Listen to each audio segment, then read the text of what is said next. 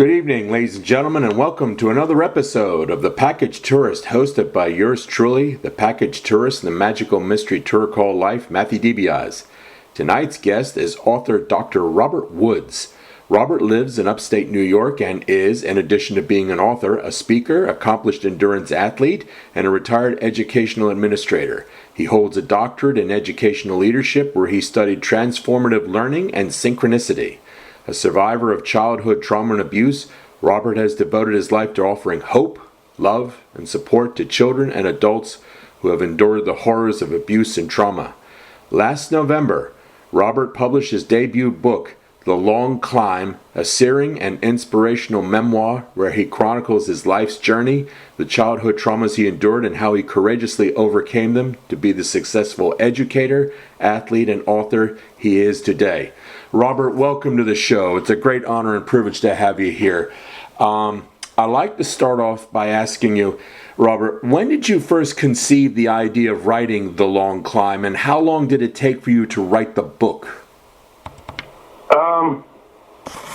It's probably started about 10 years ago, where I thought about writing my memoir because some close friends were encouraging me, and I really had a lot of reservations about writing it because of all of the trauma and the difficult things in my past.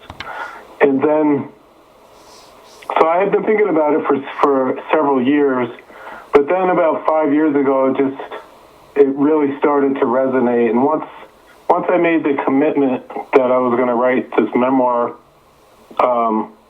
it took me 2 solid years to write it. And my publisher and I we played around with the title. I didn't have the title complete, and we came up with that probably in like February or March. But it took me 2 solid years once I really sat down and I was committed to writing the book. How difficult was it in sharing your painful journey with the outside world? It's been a roller coaster ride. There's so many different challenges and pain. It's been a paradox because it's been freeing in so many ways, and it's been revisiting some trauma. But the difficulty I've had is that a couple of one sibling in particular and I are not talking because he really didn't want me to write it. And so that's been really painful. So we haven't talked in about a year. And then another challenge of writing my story is the exposure, because I think a lot of people are misinformed about children who are abused. And, like, for example, I was having a conversation with someone the other day, and they made a statement like, oh, that kid must have been abused when he was little. And so there's that feeling of people think I'm a monster because I was abused as a kid. So it's been painful in that aspect because the stigma that goes with it. But at the same time, it's been a roller coaster ride, because there are a lot of people that have been very thankful and appreciated me sharing that knowledge or sharing the information of my past. So, and it's been painful for me in the aspect that I went back and relived a lot of that, and it kind of opened me up a little bit. But I feel like it was the right choice to do it, and I've really opened some doors to help others with it, which is what the intent was to begin with. So it's been very painful to share it with the outside world, but it's also been freeing. So I don't know. Yeah, that's yeah. Now, go ahead, Robert. You were going to say something more? No, I was just that there's just so much. It's been a roller coaster ride of emotions. Okay. Just the last several months, but things have kind of leveled off now. So. Okay. Robert, how old were you when your parents got divorced, and in the end, who got custody of you? I was probably around 10 years old, so it would have been about 1974, and my dad left, and we stayed my sister, who's the oldest, my older brother, and my younger brother all stayed with my mother. So we all stayed together. But then, things in my life, just adjusting, things in my life started to change. So by the time I hit 15, I was expelled from high school. So I had no choice but to live with my father. Okay. Now, Robert, how old were you when you began to suffer the abuse that traumatized your life? How old were you when it began? It started when I was in 1975. I was 11 years old, and I was 11, and my dad had just moved out like a year prior to that, and from the onset of the trauma, I just had the effects from then and for the rest of my life, pretty much. Okay. Now, in your book, you said you kept it a secret. Okay. Oh, is that true? You kept it a secret? Is that correct? Yes. When it first happened, the person that abused me held a knife to my throat and said he would kill me and my entire family if I ever told. So, as an 11-year-old boy, I was pretty scared, and the person was, he was 6'5", pretty tall and pretty muscular and pretty scary kind of a guy. So I was definitely not saying anything. And then the abuse lasted for probably a year. It wasn't just like a one-time thing. It was because my mom worked a 3 to 12 job, so she was at work when I got out of school, and it was just my sister had already moved out, and it was me, my older brother, who was a year and a half older than me, so he was like 12 going on 13, and my younger brother, who was 8. So I was tormented for an entire year, and then we went on vacation for summer, and when we came back, that was the end of it. But the trauma lived on, and then I at that point convinced myself that it never happened, and I was never going to say anything to anybody for the rest of my life. Now, this perpetrator, was he a neighbor, a teacher? Can you describe him? Can you describe him vaguely? I mean, what was he? What was his occupation? What was he? I was 11, and he was probably, I would say, 20 years old, and he was from New York City and had come up from New York City, and he played basketball. We all knew him at the basketball court because he was the best player out there. So he was just a local person who lived probably a couple of miles from where I lived. Okay. So it wasn't a teacher or anybody. It was just somebody that lived in the neighborhood. Okay. Now, was he ever brought before the authorities and put on trial? Yeah, so when we got back, he was on the front page when we got back from our summer trip, he was on the front page of the paper and had been caught abusing kids at the local YMCA and was put in jail. And then I searched him out probably, I don't know, in 2006, I would say, 2005, 2000, about 20 years ago. And he was in prison. He's going to be in prison till he dies. So he was in prison 20 years ago doing it really long because he had done it again and again. So I don't know if he got life in prison. But so, yeah, I was not the only one. Okay. Now, when you said, so thank God he's in jail. Thank God for that. Yeah, at least that. So, but you did not testify at the trial, did you? You didn't testify at all? I did not. No, I didn't. I kept this a secret for, let's see, I didn't talk about it until 2006. So I kept it a secret for 35 years. Wow. Geez. I didn't even tell my family members. Oh, jeez.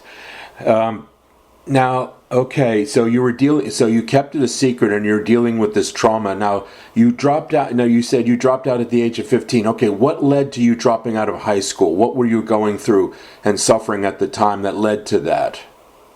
Oh my God, it was a nightmare. Like after the abuse, like first my parents divorced, and then the trauma, and then that year I failed seventh grade.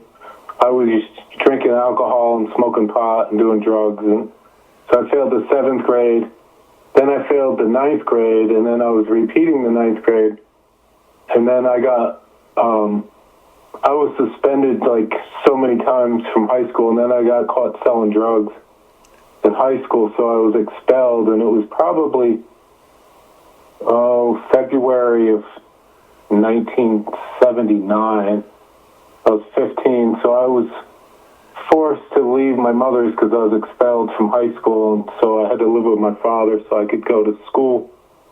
And then in that time living with my father, him and I just couldn't live together. I ran away from home when I was 15, never to go back. So were you quote unquote homeless, living on the streets? Yeah, I was living here and there, and then I met she became my wife and the mother to my kids. But I met my girlfriend, and then after about 4 or 5 months of living here and there, and friend's house here, friend's house there, we convinced her mother to let me move in with them. So I wound up living with my girlfriend, and then eventually we were able to live on our own. Robert, did you ever consider suicide at that horrible time? I've been plagued with suicidal ideations for a long time. I was a blackout drinker, so I think when I was 18 years old, I was in a blackout, and I called my sister. I don't remember a lot of it, and told her I was going to commit suicide. And they went looking for me, and I woke up in a snowbank and had taken a whole bottle of pills. So it knocked me out cold, and for the grace of God, I didn't die. But that was my first attempt, at the age of 18. And then in 2006, I planned another suicide because a friend of mine found this person and showed me his picture on the computer, and I didn't say anything. I didn't talk about it. I stopped sharing in my recovery circles, and like 5 months later, I just couldn't handle it anymore.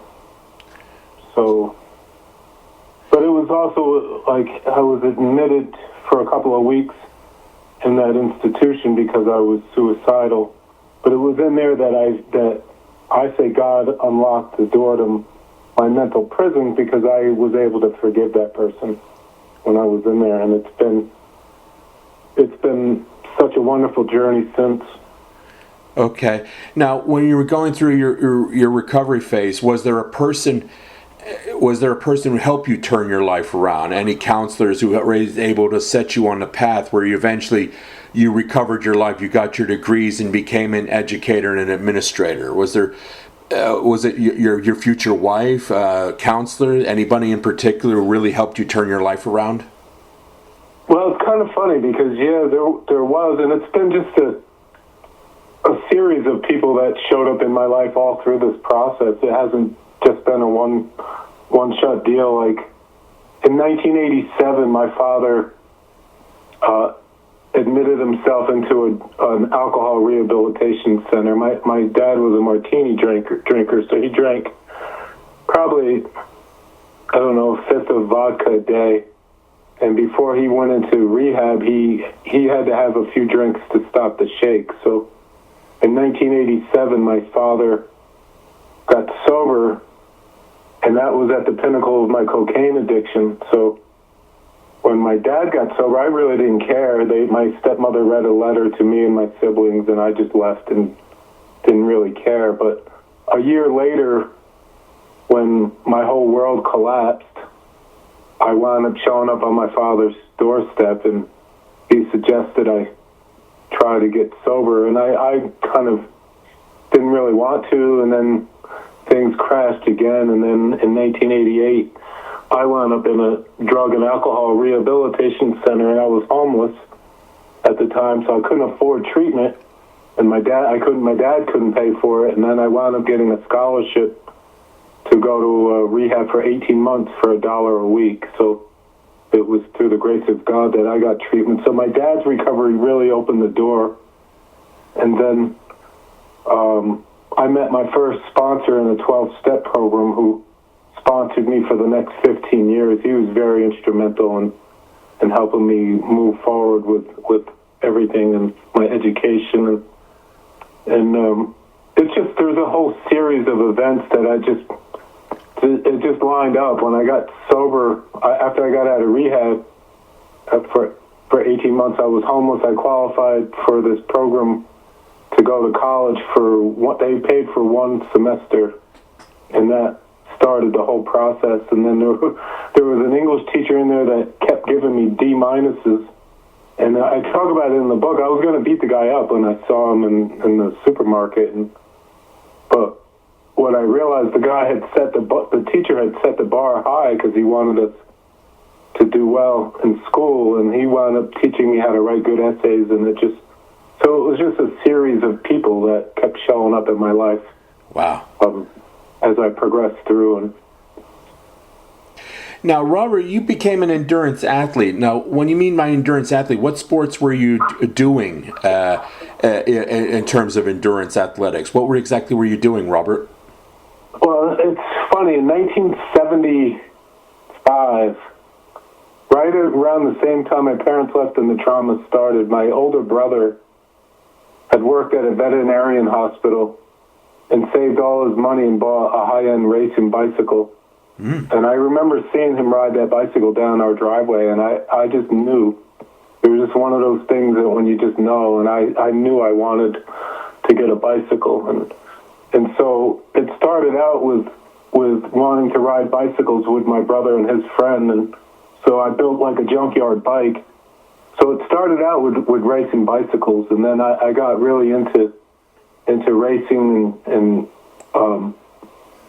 training on my biking, and got a high-end bike myself. So I started riding bikes. I was riding 100 miles a day in the 70s, and before cycling became popular. And then, so I had aspirations to be a professional cyclist, but my emotional state was just not there. I had too many obstacles in my drug addiction. My chemical dependency was just off the charts, and but I always loved to ride, and it's a long story. But it started out with cycling, and then when I got sober, I ride chronicles, which are Italian bicycles, and I was down in Miami, Florida, just before I got sober, and I squeaked out of Miami, Florida, and left my Colnago behind and got back to New York. And so I hadn't raced, and then when I got sober, I got back into riding, and I hadn't really dealt with a lot of, there's so much story, but I hadn't dealt with a lot of my issues, but I kept training until I eventually got injured, and I herniated. I was riding for a team, and I herniated a disc in my cervical spine, C6, C7, and I had to have that fused. Ouch. And I kept racing. I didn't want to give it up. I herniated another disc at C5, C6, and that just stopped me in my tracks. And then I got really depressed, and that's when I wound up with a friend of mine had found a picture of the person who traumatized me, and that happened, and I got injured, and I went away to deal with all the childhood trauma, and I was really depressed. And then when I got out of the psych center and had forgiven this person, I was at a friend's house, and he had posters on his wall of him finishing marathons at different locations, and it just really startled me because I couldn't imagine my friend Richie running all these marathons. And he said, "You can too," and he handed me the runner's handbook, and I had never run more than 100 yards in my life. I always rode my bicycle, and so he handed me the runner's handbook, and 5 months later I ran a marathon, and I was probably 240 pounds at the time, but I still finished, and that opened the door to running marathons. And I think after about my 7th marathon, I said, I wonder if there's anything further than a marathon. And so I fell into ultra marathons, which is any distance further than a marathon. And Jeez. so I ran I ran my first 50 miler at the Palo Duro Canyon in Texas. Wow.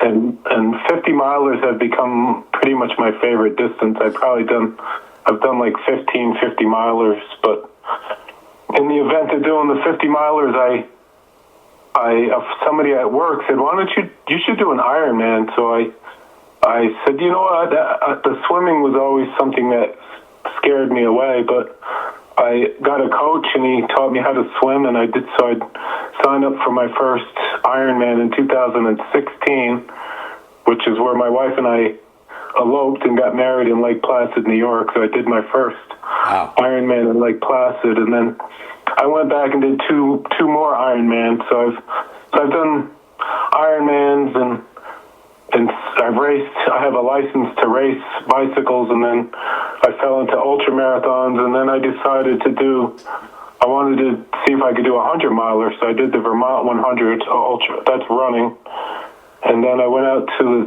did the Javelina 100 out in Arizona, ran the desert. So I did Javelina 100 twice and Vermont 100 twice. So I do the ultra marathons, and now I'm in my 60s now, so it's getting a little harder. But after when the pandemic hit, all my events canceled. I got back into cycling and started doing the ultra cycling. So now I've raced my bike from California to Colorado, called a race Costa West, and my bucket list is to do the race across America, where I race from California to Atlantic City. So wow, okay, we'll see if that comes to fruition, but that's my goal. Now, getting about your work experience as an educator and an administrator, Robert, there's a far greater awareness now on the harmful effects of bullying and a greater emphasis on prevention. What are your views and suggestions for handling the bullying phenomenon, based on your own work? Go ahead. It's really challenging, I think, nowadays, because I was a director of education in a maximum secure prison, so I was in a Maxi-Max. Ooh. And then after I retired, I did a year of assistant principal in a local school. And one of the things that I noticed is that kids not only get bullied at school, but also with the social media and on the phone. Like, they don't ever get a break from the bullying, and it's really challenging because of the cell phones and all the social media platforms, and it's really a hot topic. So I just encourage, for me, it's all about me being okay with me. If I'm okay with me, then the bullying doesn't really have an effect, but if you're a kid, it does. So it's really about making people aware and not being afraid to protect yourself. And I think that there needs to be more support in that area. Like, the schools just don't have the resources to keep children safe in so many different ways. Like, for example, when I was an assistant principal, kids would start this slap boxing thing, and then they would have this slap boxing contest in the bathrooms with kids, and then somebody would be there filming it so that they could get all these views on their phones.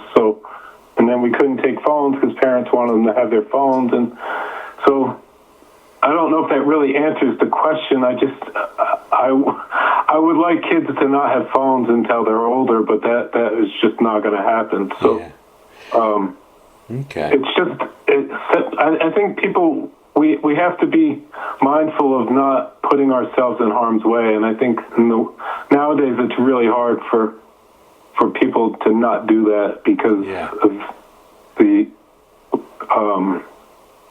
how easy it is for people to get on there, because kids are mean in general, and just sitting behind a keyboard and a phone, it's so easy to say really hurtful things. Yeah. Instead of saying it in front of somebody's face. So I think controlling the amount of cell phone usage and screen time, but Let's talk about you now, Robert. Where were you born and raised? I was born in Sioux Falls, South Dakota in 1964. And that same year, my mom and dad moved to New York, so about an hour north of New York City, and that's where we lived for until I was expelled from high school. So Okay. I was basically born in Sioux Falls, but raised in upstate New York. Okay. Now, Robert, whenever I interview an author, I always love to ask the standard question: who were your favorite authors when you were growing up? And of those favorite authors, did any of them light the spark inside you to become a writer, or perhaps influence your writing style?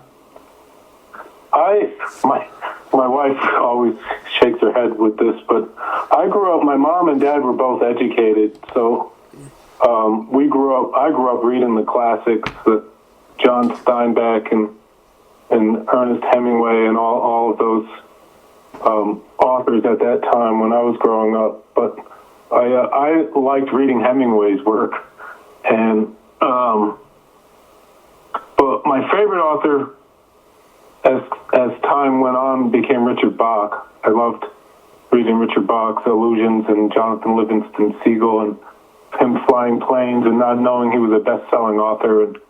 And my wife and I share the common interest in Richard Bach, but Richard Bach actually responded to my wife's email one time, and he suggested that if she was really interested in being a writer, that she should read Ray Bradbury's Zen and the Art of Writing. So I have that book, and that's Ray Bradbury's book really inspired me to write, and to write my memoir that I did, because it was really hard to get it going.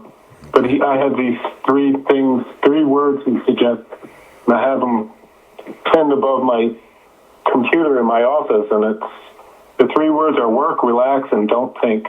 And so Ray Bradbury is the one who really helped me in the book, The Zen and the Art of Writing, because I'm not really a sci-fi guy, but his book on writing was really inspirational. Okay. Robert, please tell our audience, where can readers find your book, and do you have a website? I do have a website. It's drrobwoods.com. And my book is in Barnes & Noble, Target, and Amazon. Okay. And you can also purchase it from my website. Okay. Now, you're a public speaker, too. How can people contact you to arrange a lecture or a talk? They can go to my website, and all the information is there at drrobwoods.com. And just fill out the little contact information there, and I'll get back to them. Okay. Robert, what is your next book project, and when can we expect its release? I am currently thinking about it. I'm really thinking about diving into a fictional with real-life experiences, but more of a novel. The challenge I had with writing my memoir is that I have 5 college degrees and I have a doctorate in education, and I became an academic scholar writer, and then trying to write a memoir, I had to get into writing the situation and the feelings and the expressions because as a scholar, my dissertation chair would always say, we don't care about your opinion. You do that in chapter 5, so you just have to present the facts. So it was a challenge in that aspect, but I really, once I got it and I started to get the flow, it really energized me to want to maybe write a narrative like a Richard Bach type of story with like Illusions kind of a book. Okay. Robert, nothing concrete yet, but definitely something soon. Okay. Well, when it comes out, let me know. I'd love to have you on my show again, okay? I will, for sure. Robert, I want to thank you so much for appearing on the show, and I wish you the best of luck in all your endeavors, okay? And I applaud you for your magnificent courage. Thank you, Matt. Thank you for inviting me, and I look forward to talking to you soon. You take care. God bless you. God bless you, too. Okay. Bye-bye.